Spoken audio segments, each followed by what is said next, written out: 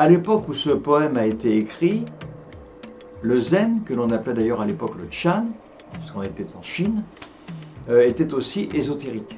C'est la raison pour laquelle on parle de cette histoire de Vajra.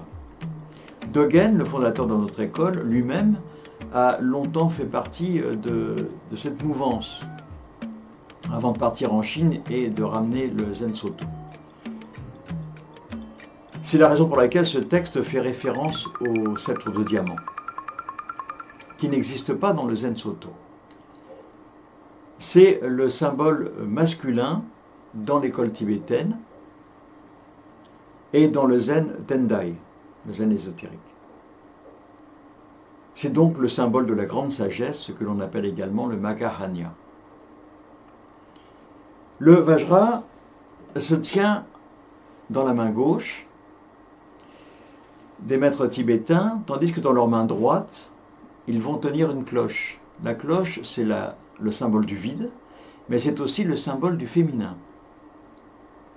Et on dit que le Vajra, qui est le symbole donc de la très profonde sagesse, en agrégeant les 4 principales sagesses, il va en devenir la 5e, la plus haute ici. Ainsi, toutes les sagesses n'en deviennent qu'une seule. Un petit peu comme dans la vidéo précédente qui nous parlait de l'herbe shiso. C'est comme la main, dont les 5 doigts la rendent opérationnelle.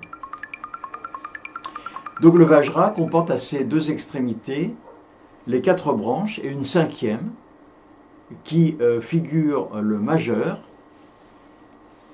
et qui préfigure également cette sagesse, puisque c'est le doigt le plus long. La main est très importante dans la vie, elle orchestre notre vie. Le Vajra, lui, va orchestrer les cérémonies dans les écoles tibétaines et ésotériques. La main est nécessaire dans chacun des actes de notre existence. Elle nous permet de nous nourrir, elle nous permet d'améliorer notre quotidien, elle est utile pour l'art, bien évidemment, et pour la création, et elle est surtout indispensable au maintien de notre vie. De ce point de vue, la main est considérée comme l'un des symboles de la sagesse, d'où l'importance du Vajra qui la symbolise. Dans les écoles ésotériques, il y a beaucoup de représentations du Bouddha, et notamment le Bouddha avec la position des doigts et des mains qui change. Ça devient un langage et cela s'appelle les mudras. Maître Deshimaru nous faisait remarquer qu'en zazen, les mains sont un guide. Ils sont un guide afin d'évaluer la concentration du méditant. Les 2 pouces en contact ne doivent former ni montagne ni vallée. Ainsi, ils symbolisent la constance de la méditation. Voilà, c'est tout pour aujourd'hui.